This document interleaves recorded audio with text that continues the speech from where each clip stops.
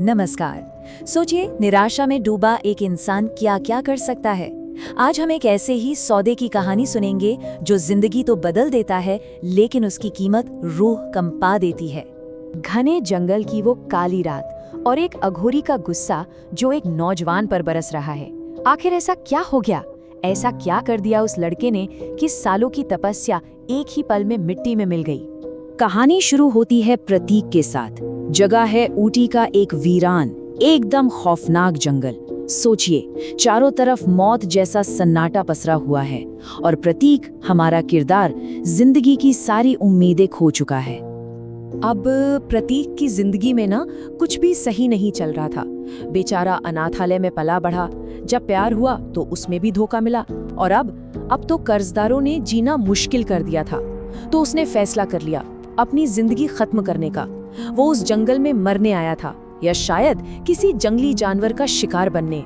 और तभी उसी घने जंगल में दो बिल्कुल अलग इरादे, दो अलग दुनियाएं टकराती हैं। एक तरफ था प्रतीक जो हताश होकर अपनी जान देने आया था, और दूसरी तरफ पीपल के पेड़ के नीचे बैठा वो अघोरी जो अपनी तंत्र मंत्र की साधना में लीन था, शक्ति पाने के लिए किसी भयानक मंत्र का जाप कर रहा था।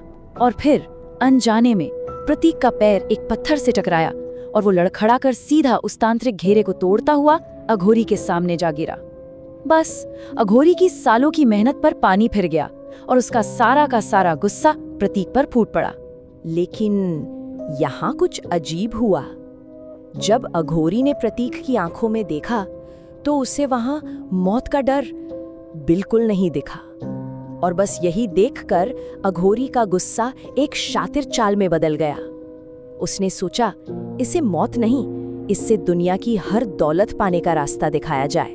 तो अघोरी ने प्रतीक को एक पुरानी रहस्यमयी किताब दी। नाम था यक्षिणी। उसने कहा कि इस किताब में लिखी यक्षिणी साधना से प्रतीक दुनिया का हर सुख, हर ऐशो आराम पा सकता है। ये कोई मामूली अनुष्ठान नहीं था, ये एक शक्तिशाली आत्मा को अपने वश में करने की साधना थी। लेकिन यहाँ सबसे जरूरी बात थी इस साधना के नियम। अघोरी ने प्रतीक को साफ साफ एकदम कड़े शब्दों में चेतावनी दी। 11 दिन और 11 रात बिना कुछ खाए पिए मंत्रों का जाप करना होगा। और सबसे बड़ी शर्त, चाहे कुछ भी हो जाए, कुछ भी दिखे, उस सुरक्षा घेरे से एक कदम भी बाहर नहीं रखना, वरना अंजाम मौत से भी बुरा होगा। और बस प्रतीक की वो कठिन परीक्षा शुरू हो गई। एक तरफ भूख और प्यास से जान निकल रही थी, दूसरी तरफ उसे लगातार मंत्र जाप करना था। लेकिन ये साधना सिर्फ शरीर को नहीं बल्कि दिमाग को, मन को तोड़ने वाली थी। साधना जैसे ही शुरू हुई, प्रतीक का असली इम्तिहान शुरू हो गया। चौथी रात उसे अपनी प्रेमिका तमन्ना का भ्रम देखा, जो उसे खाना खिलाने की जिद कर रही थी। सोचिए कैसी परीक्षा रही होगी। फिर आई 8वीं रात, जो और भी भयानक थी। इस बार तमन्ना अपना कटा हुआ सिर हाथ में लिए सामने आई और वो सिर प्रतीक की तरफ फेंक दिया। प्रतीक का दिल दहल गया। वो लगभग घेरे से बाहर निकल ही गया था, पर उसे अघोरी की चेतावनी याद आ गई और वो जैसे तैसे डटा रहा। 11वीं रात आ गई। प्रतीक की हालत ऐसी थी कि वो भूख और प्यास से लगभग मरने ही वाला था। और तभी उसकी साधना सफल हुई। एक बेहद मीठी, मन मोह लेने वाली आवाज ने उसे आंखें खोलने के लिए कहा। प्रतीक ने जैसे ही आंखें खोलीं, उसने देखा कि घेरे के अंदर एक बेहद बेहद खूबसूरत स्त्री बैठी है। वो उसकी सुंदरता में ऐसा खोया कि अपनी भूख, प्यास, अपना दुख, अपना दर्द सब भूल गया। वो यक्षिणी थी जो अब उसकी हर इच्छा पूरी करने को तैयार थी, लेकिन कुछ शर्तों के साथ। और यहीं कहानी का सबसे खतरनाक मोड़ आता है। यक्षिणी ने उसके सामने 3 शर्तें रखी। पहली शर्त, हर रात उसे कच्चा मांस लाकर देना होगा। दूसरी, प्रतीक उसे कभी भी वापस जाने के लिए नहीं कह सकता। जिस दिन कहा उसी दिन वो उसे मार देगी। और तीसरी, वो उसकी पत्नी बनकर रहेगी और एक पति के सारे अधिकार मांगेगी। प्रतीक तो उसकी सुंदरता के जाल में फंस चुका था। उसने बिना एक पल सोचे हर शर्त पर हाँ कह दिया। प्रतीक को लगा उसे अपनी सारी मुश्किलों का हल मिल गया है, लेकिन वो बेचारा ये नहीं जानता था कि उसका ये छोटा सा सौदा सिर्फ उसकी जिंदगी को ही नहीं बल्कि पूरी दुनिया को एक बहुत बड़े खतरे में डालने वाला था। जिस पल प्रतीक यक्षिणी के साथ गायब हुआ, वही धोखेबाज अघोरी एक पेड़ के पीछे से निकला।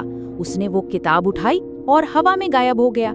लेकिन उसी जंगल में कुछ दूर एक और महान साधु थे, अघोरनाथ, जो तपस्या में लीन थे। और अचानक उनका पवित्र मटका एक जोरदार धमाके के साथ टूट गया। ये कोई अच्छा संकेत नहीं था, ये एक बहुत ही अशुभ संकेत था। अघोरनाथ पहुंचे हुए संत थे। वो तुरंत समझ गए कि ये कोई मामूली घटना नहीं है, ये किसी ऐसी विनाशकारी शक्ति के धरती पर आने का संकेत है जो इस दुनिया की है ही नहीं। उन्होंने किसी दूसरे लोक की बुरी शक्ति को महसूस कर लिया था। अब सच का पता तो लगाना ही था, तो अघोरनाथ ने शमशान की राख से एक दूसरी दुनिया की परछाई को बुलाया। वो परछाई गुस्से में थी और उसने बताया कि किसी ने यक्षिणी साधना की है और जिसे आना था वो इस लोक में अब आ चुका है। और अब अघोरनाथ की चिंता का असली कारण सामने आता है। उन्होंने बताया कि उस पुरानी काली किताब में सिर्फ यक्षिणी को बुलाने के मंत्र नहीं थे, बल्कि उसमें दूसरी दुनिया का दरवाजा खोलने के मंत्र भी थे। किसी मूर्ख ने वो दरवाजा खोल दिया है। खतरा सिर्फ यक्षिणी का नहीं है, उसके पीछे पीछे यक्ष भी आएगा, एक और भी ज्यादा ताकतवर और खतरनाक आत्मा। तो अब सवाल ये उठता है कि जब एक दुनिया का दरवाजा दूसरी दुनिया के लिए खुल जाता है तो क्या उसे बंद किया जा सकता है? प्रतीक ने अपनी हताशा में जो सौदा किया उसकी कीमत क्या सिर्फ वही चुकाएगा या फिर पूरी इंसानियत को चुकानी पड़ेगी? और यक्षिणी के बाद अब उस दरवाजे से और कौन सी भयानक शक्ति बाहर आने वाली है?